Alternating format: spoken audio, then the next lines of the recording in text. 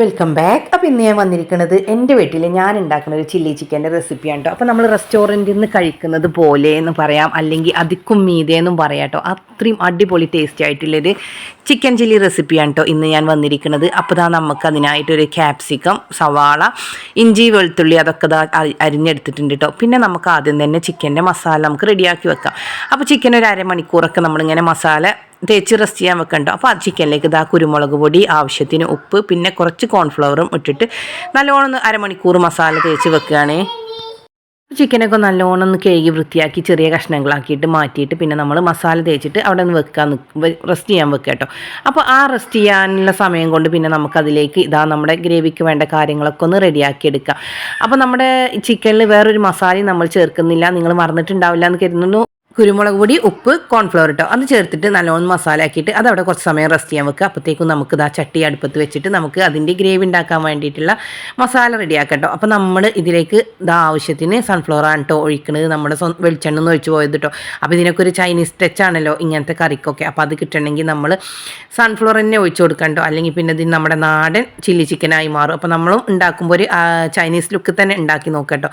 അപ്പോൾ അതിലേക്ക് ഞാൻ ചെറുതായി അരിഞ്ഞ് വെച്ച വെളുത്തുള്ളി, ഇഞ്ചി ഇട്ട് കൊടുത്തിട്ട് ജസ്റ്റ് ഒന്ന് മൂപ്പിച്ചെടുക്കാം കേട്ടോ. അപ്പോൾ ക്യാപ്സിക്കവും വലിയുള്ളിയൊക്കെ ഇതേപോലെ കേട്ടോ കട്ടാക്കിയിരിക്കുന്നത്, നിങ്ങൾ വീഡിയോയിൽ കാണുന്നില്ലേ അതേപോലെ കേട്ടോ. അതിനൊക്കെ എന്താ പറയാമെന്നൊന്നും എനിക്കറിയില്ല, കുറച്ച് വലിയ പീസാക്കിയിട്ട് അങ്ങനെ കട്ടാക്കിക്കൊണ്ടോ. അപ്പോൾ നമ്മൾ സൺഫ്ലവറിൽ നമ്മുടെ വെളുത്തുള്ളിയും ഇഞ്ചിയും ഒന്നും ഇങ്ങോട്ട് റോസ്റ്റ് ചെയ്യാൻ അതിൻ്റെ പച്ചമണക്കം ഒന്ന് മാറുന്നത് വരെ കേട്ടോ. പിന്നെ നമ്മൾ സവാള ഇട്ടിട്ട് അതും ഒന്ന് വഴറ്റി കൊടുക്കുക കേട്ടോ. അപ്പോൾ സവാളയും നമ്മുടെ ക്യാപ്സിക്കൊന്നും നല്ലോണം നമ്മൾ ചിക്കൻ കറിയൊക്കെ ഉണ്ടാക്കുന്ന പോലെ വാടി വരുമൊന്നും വേണ്ട കേട്ടോ, ജസ്റ്റ് ആ പച്ചമണം ഒന്ന് മാറിക്കിട്ടുക, അത്രേ ഉള്ളൂ കേട്ടോ. നിങ്ങൾ ഈ കറി വാങ്ങി കഴിക്കുമ്പോഴൊക്കെ കണ്ടിട്ടുണ്ടാവും, അതിൽ സവാളയും ക്യാപ്സിക്കൊക്കെ നമുക്ക് വേറിട്ട് കാണുന്നത് കാണട്ടോ. അപ്പോൾ അതേ ലുക്ക് തന്നെയാണ് കേട്ടോ നമ്മുടെ ഈ ചില്ലി ചിക്കനും കിട്ടുക. അപ്പോൾ സവാള ജസ്റ്റ് ഒന്ന് വാടി വരട്ടെ, അതിന് വേണ്ടിയിട്ട് ഞാൻ തീ കുറച്ച് കൊടുത്തിരിക്കണം കേട്ടോ. കാരണം നമുക്ക് ഈ സമയം നമ്മുടെ മസാല തേച്ച് വെച്ച ചിക്കൻ ഒന്ന് ഫ്രൈ ആക്കി എടുക്കാൻ റെഡി ആയിട്ടുണ്ട് കേട്ടോ. അപ്പോൾ അത് ഞാൻ പുറത്ത് വെച്ചിട്ട് ഫ്രൈ ആക്കി എടുക്കാൻ നിൽക്കുകയാണ്. അപ്പോഴത്തേക്കും ഞാൻ ഇതിൻ്റെ തീയൊക്കെ കുറച്ചിട്ട് ഇങ്ങനെ ജസ്റ്റ് വാടി വരാൻ വേണ്ടി നിൽക്കുകയാണ് കേട്ടോ. അപ്പോൾ അതൊന്ന് വാടി വന്നപ്പോഴത്തേക്കും പിന്നെ നമ്മുടെ ക്യാപ്സിക്കം അരിഞ്ഞത് ഇട്ട് കൊടുക്കുന്നുണ്ട്. ഇതും തന്നെ ഒന്ന് വാടി വരട്ടെ. പിന്നെ അതിലേക്ക് നമ്മൾ ആവശ്യത്തിന് ഉപ്പ്, കുരുമുളക് പൊടി ഒന്ന് ചേർത്ത് കൊടുക്കുന്നുണ്ട്. അപ്പോൾ കുരുമുളക് പൊടിയൊക്കെ കുറച്ച് ചേർത്ത് കൊടുത്താൽ മതി, നമുക്ക് ഇതിന് ഒരുപാട് എരിവൊന്നും നമുക്ക് ഈ കറിക്ക് കിട്ടില്ല കേട്ടോ. അപ്പോൾ ഒരു പാകത്തിനുള്ള എരിവ് അതിനനുസരിച്ചുള്ള കുരുമുളക് പൊടിയൊക്കെ ഇട്ട് കൊടുക്കുക. പിന്നെ ആവശ്യത്തിന് ഉപ്പും ചേർത്ത് കൊടുക്കുക. ചിക്കനിൽ പിന്നെ ഉപ്പും കുരുമുളകൊക്കെ ഉള്ളതുകൊണ്ട് അതിൽ എല്ലാ മസാലയും അതിൽ തന്നെ ഉണ്ടാവും കേട്ടോ. അപ്പം ഇനി സവാളയും ക്യാപ്സിക്കം ഒന്ന് വാടി വരട്ടെ കേട്ടോ. അപ്പോഴത്തേക്കും നമുക്ക് തീയൊക്കെ ഒന്ന് കുറച്ച് കൊടുത്തിട്ടാണ് കേട്ടോ വാട്ടിയെടുക്കുന്നത്, കാരണം എനിക്ക് ചിക്കൻ ഫ്രൈ ആക്കാനുണ്ട് കേട്ടോ. അപ്പോൾ അതിനിടയ്ക്ക് നടക്കുന്നുണ്ട്. പിന്നെ ഞാൻ ഒരു ബൗൾ എടുത്തിട്ടുണ്ട്, ആ ബൗളിലേക്ക് ഞാനൊരു 1.5 കപ്പ് വെള്ളം എടുത്തിട്ടുണ്ട്. ആ വെള്ളത്തിലേക്ക് നമ്മൾ 2 ടേബിൾ സ്പൂൺ കോൺഫ്ലവർ ഇട്ട് കൊടുക്കുന്നുണ്ട്, 2 ടേബിൾ സ്പൂൺ സോയാ സോസ് ഒഴിച്ച് കൊടുക്കുന്നുണ്ട്. അതേ അളവ് തന്നെ നമ്മൾ ടൊമാറ്റോ കെച്ചപ്പ് ഒഴിച്ച് കൊടുക്കുന്നുണ്ട് കേട്ടോ. പിന്നെ അതിലേക്ക് കളറിനായിട്ട് കുറച്ച് കാശ്മീരി റെഡ് ചില്ലിയും കൂടി ഒഴിക്കുന്നുണ്ട്. അപ്പോൾ നമ്മൾ ഈ വെള്ളമാണ് കേട്ടോ നമ്മൾ അതിലേക്ക് ഗ്രേവിക്കായിട്ട് ഒഴിച്ച് കൊടുക്കുന്നത്.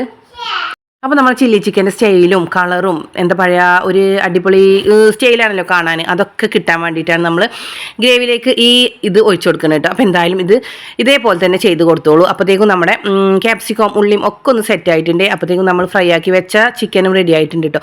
അപ്പോൾ നമ്മൾ ചിക്കനൊക്കെ ഇതിലേക്ക് ഇങ്ങനെ ഇട്ട് കൊടുക്കുക കേട്ടോ. അപ്പോൾ ചിക്കന് ഫുള്ളായിട്ടും നല്ലോണം വെന്തിട്ട് തന്നെ വേണം കേട്ടോ നമ്മൾ ഫ്രൈ ആക്കി എടുക്കാൻ. കാരണം ഇത് കിടന്നിട്ട് ചിക്കന് വേവാനുള്ള ടൈമൊന്നും നമ്മൾക്ക് കൊടുക്കുന്നില്ല കേട്ടോ.